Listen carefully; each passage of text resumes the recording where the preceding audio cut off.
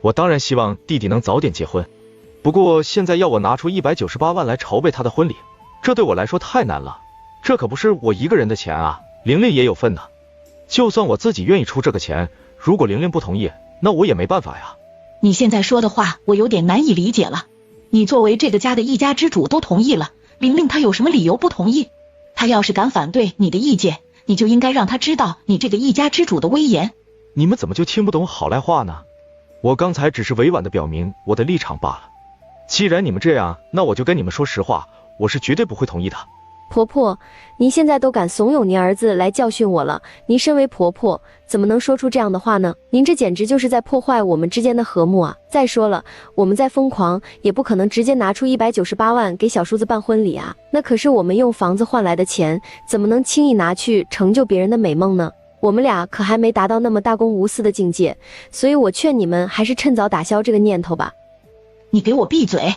你只是个外人，根本没权利对我们家的事说三道四。从现在起，我希望你保持沉默，管好自己的嘴，别乱说话。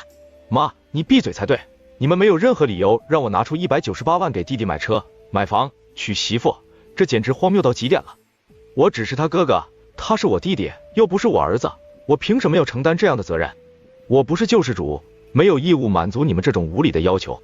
你们以后不要再跟我提这件事了。你这样说话可就不对了，你们是亲兄弟呀，难道不应该携手同行，彼此帮扶吗？眼下你弟弟的经济条件远比不上你，你身为兄长，理应多给他一些帮助与支持，而不是去挖苦讽刺他。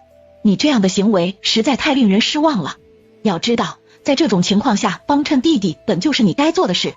哼，你这臭小子，别以为有点钱就了不起了，就可以把亲弟弟和亲生父母都抛在脑后了。我可告诉你，要是没有我和你妈，哪有你的今天？你要是真对弟弟的婚事不管不顾，今天我绝对不会轻易放过你。怎么？难道你们还想着对我动手？还是说你们企图威胁我，好让我改变想法？你们可别天真了，我是不会被这种低劣手段所左右的。从一开始我就表明了自己的立场。你应该明白，这一次你要是不帮你弟弟，他可能真的很难娶到妻子，甚至会孤独终老。他要是真到了那地步，你这个做哥哥的，难道就真能狠得下心不管不顾吗？我最后再问你一次，你是不是真的不打算管你弟弟的事了？如果你执意如此，那你别怪我和你母亲心狠，我们会和你断绝亲子关系，以后也不再认你这个儿子，你要想清楚后果。我怎么会不相信你们呢？为了我那个弟弟，你们老两口还有什么事做不出来？不过今天不管你们说什么，这198万我都不会给你们。别说198万了，就算是19块8，我也不会轻易给他。